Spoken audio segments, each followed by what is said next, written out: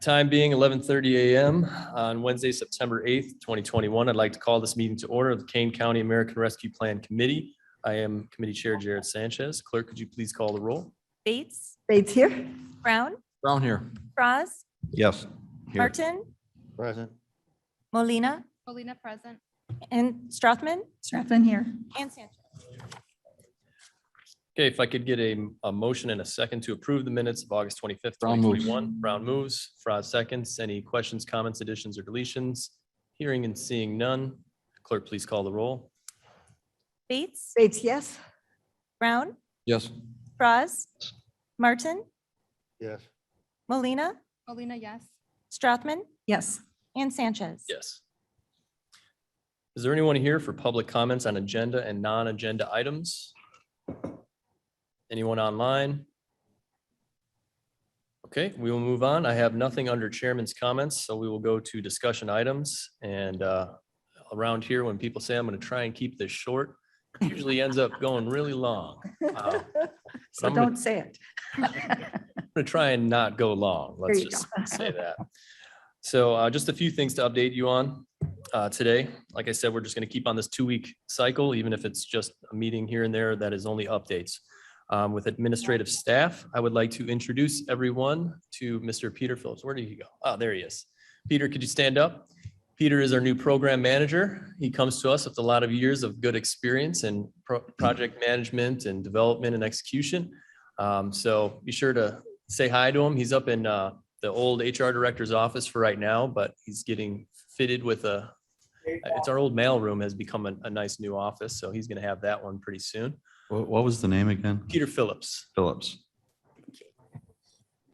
So yeah, make sure you say hi and introduce yourself. He's going to be working with us very closely as we go along. He's just started yesterday, so he's just getting his feet wet and getting a grasp of everything that we have going on. But he's going to be very instrumental in developing in executing our plans as we go along. So I'd like to welcome Peter. We're still working on the interview portion for the consultant firm, and that is underway right now. Hopefully by the next meeting, we'll have some announcements on that. Does anyone have any questions on the administrative staff portion? No? Okay. Reporting. Let me share my screen very briefly. This is no PowerPoint presentation, don't worry.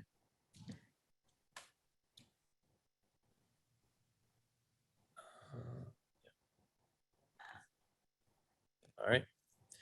Okay, so here on our front page, you now will find a little tab for the American Rescue Plan Act.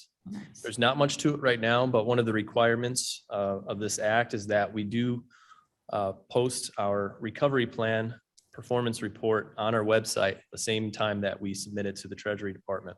So this is there for the public to see. There's not much to it right now because it only goes to July 31st, and we hadn't made many decisions at that point in time, but it is kind of a statement of intent. So when you get a chance, you can go through it. It's about 7 pages long, and it contains all the information of what we've discussed and plan to do under the various expenditure categories. And we do have some expenditures for COVID-19 vaccination efforts. So we were able to put in some more detailed information, project information on that. As we go along, this report can be updated. We're only required to post it once a year, but once we have something substantive to add to it, I do feel that we will be updating it so the public is kept aware more of what we're doing in a more timely manner. So that's all I have for the reporting section. We got it in on time. KEB, who was our third-party administrator from last year's CARES Act work, helped us with that. And they did a great job. We got everything in. Looks good. We're all happy with it. So take a look at it when you get a chance. Any questions on reporting or comments?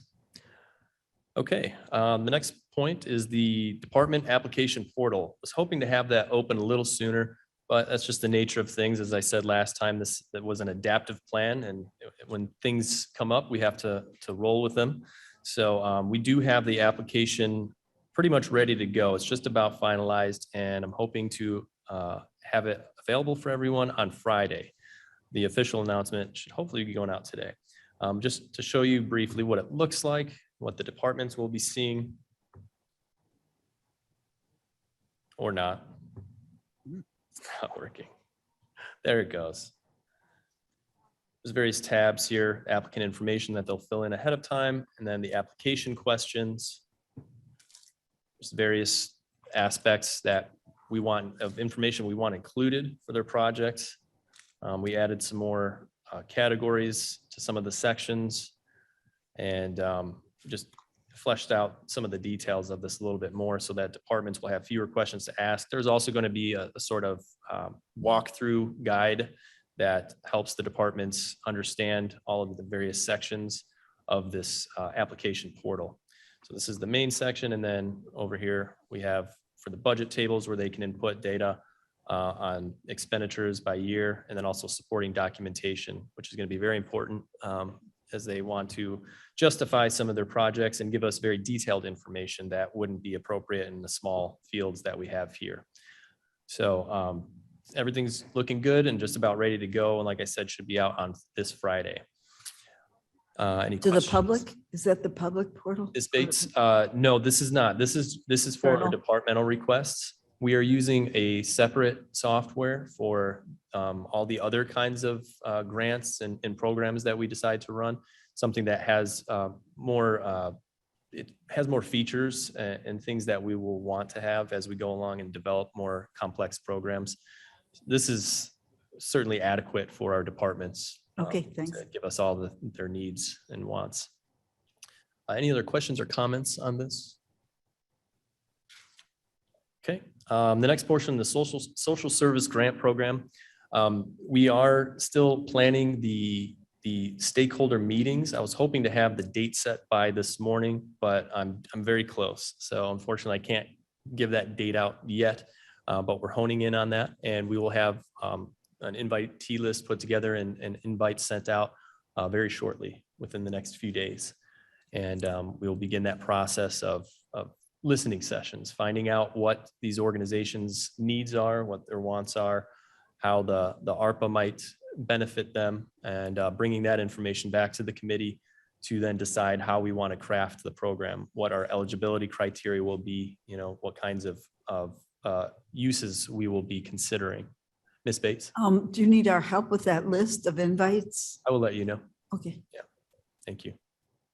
Ms. Strathman? Yes, do you see these stakeholder meetings being held here or a town hall kind of situation? or- Yeah, there'll be open meetings, so we'll host them here. Okay. We'll encourage Zoom participation, Okay, but of certainly course. people will be able to attend in person.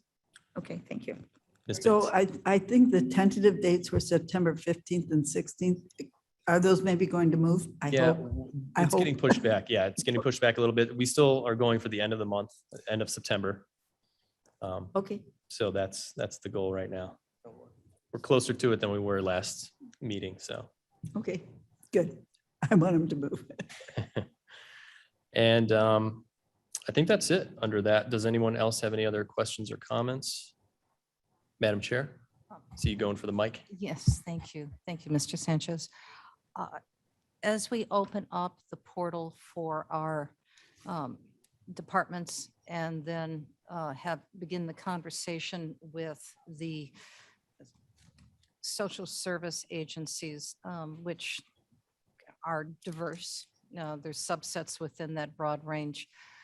Have we established yet or had preliminary conversation about what our budget allocations are going to be? And I'm coming out of this executive committee where we know that there is already costs that we are allocating to the county, and there may be some future expenses.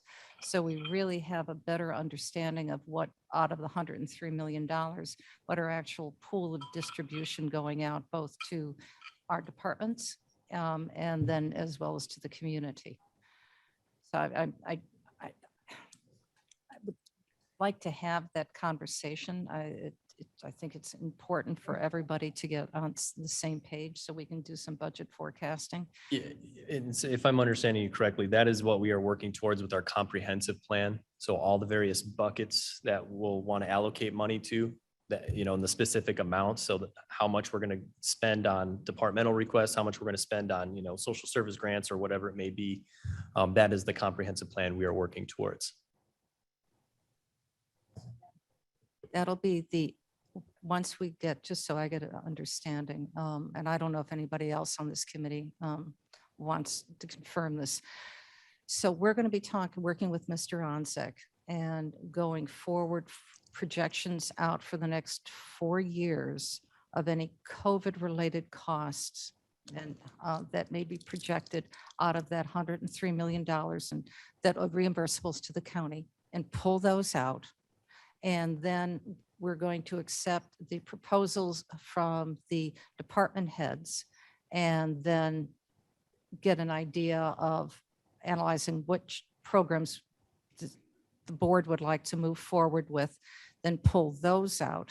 And then after that is done, then we can get an idea of how much money we're going to be giving to our community providers. Is that correct? I mean, it's close to how I imagine the process will go. Once we have our consultant firm, they're going to be very instrumental in helping us gather a lot of the data that is out there, and working with Mr. Phillips as well, and yourself and the committee, really taking a look at the big picture and crafting what those bucket amounts are going to be. So how much is going to go into departments, how much is going to go into other things. So there will be a bucket for ongoing COVID expenses, the estimated projected COVID expenses. As we have seen, there are some. So that's something we're most certainly going to have to make a recommendation for. Mhm.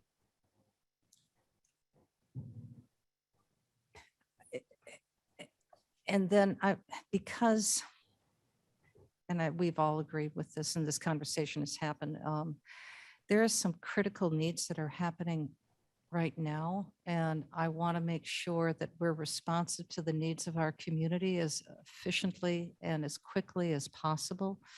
So I have a small concern, actually a large concern, about going through the financing exercise, the budget exercise, and when those funds can be allocated, because there's great needs as we speak.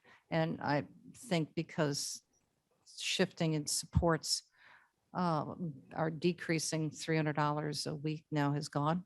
I know there are jobs available, but nonetheless, that support system is diminishing. What's the impact that our residents are going to have who are in need of those supports? They're happening right now. So I don't want to say that we're going to be allocating money that's not going to be available to them until 22, because of getting the grants, taking a look at them, figure out who we're going to be paying out, who we're going to support, who not, and then having that money go through. So it's concerning to me. So I just want to make sure that we're moving as quickly as we possibly can to support our social service agencies, and particularly mental health. Absolutely. I'm in total agreement with you.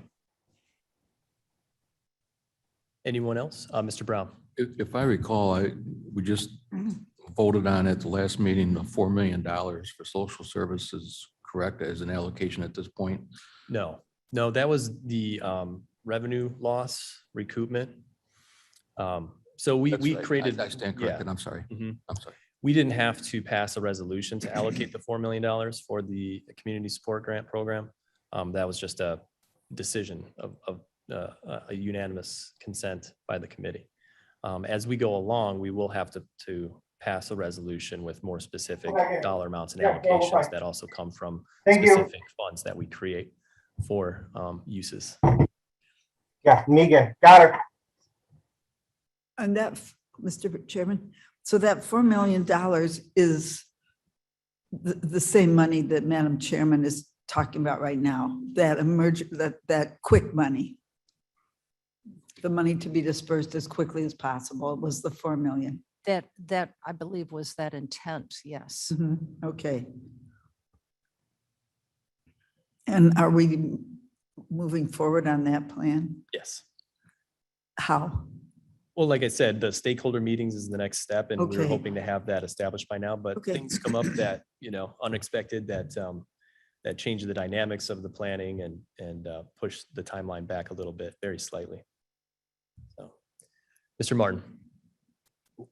One of the things I'm hoping to get when we have gotten involved with our consultant on this is that we can have these conversations, but we can't have them in isolation. There's a lot of federal money floating around in different people's hands. And, the articles have been showing up that there's billions of dollars of rental assistance that's still bogged down and not getting any place. And I just want to make certain as we advance these monies that it's done in a way that takes into consideration what resources are available, what monies have already been acclimated or assigned. I'm not feeling warm and fuzzy about the clarity. I don't know how you can be warm and fuzzy about the clarity of a project, but we're not the only governmental body that is charged with this responsibility and has cash. And I guess my question is, how do I know that before I send money that makes it available for my constituents, that the cities of Geneva and Batavia haven't gotten programs or shouldn't have programs or are contemplating programs that are going to do the same thing that we're talking about doing here at the county? It just seems like a octopus, with the arms going all over the place. Well, I like the octopus. It's an amazing creature. But, But yeah, this is point well partnership. taken. I completely agree. If there's other money that an entity can be going after as well, we want to know that. We want to know that they're going after that. And that has to be a part of our decision making. So when we turn around and we get all these requests come in, one of the questions we have to ask is, what other money have you looked for? We're aware of these programs that could benefit you. Did you apply for them? Yes or no? I understand, but I guess my thought is more like if I'm just picking random towns. If City of Geneva has a bang up program to aid local counseling entities, then I'm going to say they've got a bang up program. Do you know what I mean? And so I wouldn't want our county resources to go as an unnecessary. And I'm not saying that that's true or that we wouldn't supplement it. I just feel like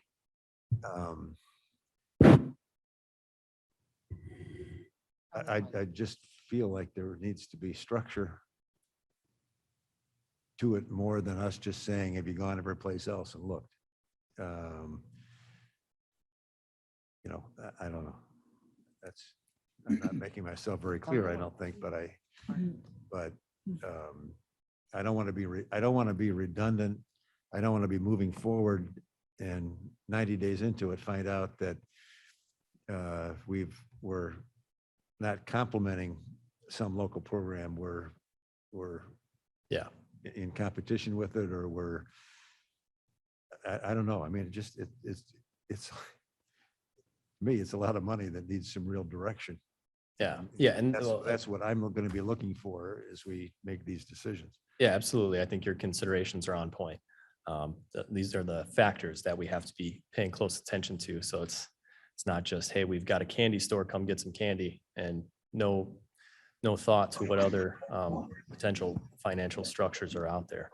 Mr. Brown? I think that would be a part of the application process, that the applicant would have to identify if there's been other funds that they've applied for, whether or not they were awarded those funds or denied those funds, and the reasons why if they were denied. And I think that's part of something that Peter or the consultant would have to also work with the applicants on, as collaboration with the other entities, whether it be a municipality or a school district or whatever, a township, whether or not other funds, as Mr. Martin said, if there's a really good project that may cost $100,000 and the applicant can only get 50 from XYZ, but he can't make the project happen unless he gets the other 50 from somebody else. Maybe we're that somebody else, but we need to know that they're doing their due diligence to find the monies elsewhere, that we just don't have everything that can go everywhere. Yeah, agreed. Mr. Chairman? Ms. Bates. So it seems like there's two ways to go about that. First would be to ask the applicant if they're going for asking other municipalities, for example, for money. I think we can be partnering with the municipalities at the same time. So that we know how to work together with them. So that's like a matrix, I think, of how we can think about this. Yeah, and that's a concept that I've been fond of this entire time. Any way that we can partner with municipalities to get these Okay. dollars to stretch and get more effect in the Mhm. community, more long-term effect in the community, the better. Get some synergy. Some synergy, yeah. Madam Chair. And I think it's important as we consider funding that we do not look at a specific municipality for funding, but that our goal is countywide because we can go countywide. So if it's a specific project, in reference to Mr. Martin, that's happening specifically in Geneva, what is the impact of that? And shouldn't a similar project be available in Elgin or in Aurora? So that to me would narrow down that effectiveness or the grant applicants so that it's a wider reach that we have in supporting the county rather than just a specific project which may have a finite group of impact, a smaller impact rather than a larger impact. Yeah, prioritizing the countywide reach first, I think is key in our Trans- decision making. Transformational change, Yeah. transformational change. Any other question? Ms. Strathman? Will there be any question of follow-up and accountability once we award the amounts?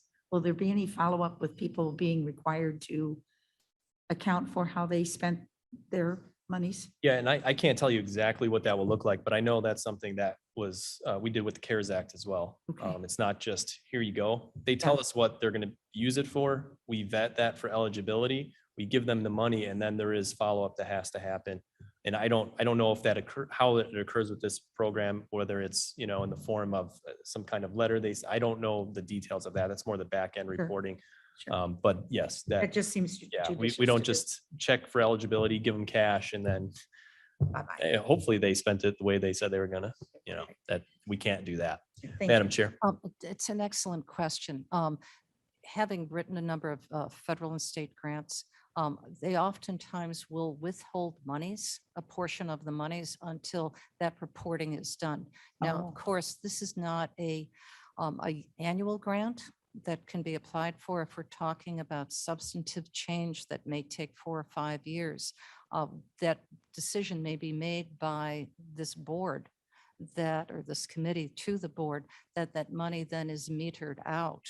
So it is not just granted all at the same time, that there are annual reports that have to get through for that period of funding, the funding cycle, which is 4 to 5 years. So that it's not just, here's your $100 Mhm. and we'll expect a report at the end of it. Because they've already gotten their money. Yeah, right. With all due respect of the not-for-profits. But if it's metered out, then they are obliged to give you the data that is required. And that's completely normal to do that. Thank you. And at the end of the day, we are responsible for every dollar that is spent from this money. If we're audited by the Treasury Department, we want to know that everything is solid and we're not going to have to pay back a single penny. Right. So it's in our best interest to make sure that we have those checks in place. Thank you. Any other questions or comments? Anyone online? Okay. Nothing in new or old business unless there's something that anyone on the committee has to bring up that I'm not aware of. All right, no executive session. I just need a motion and a second to adjourn. Brown moves. 8 seconds. 8 seconds. All those in favor, say aye. Aye. And we did it, less than a half hour.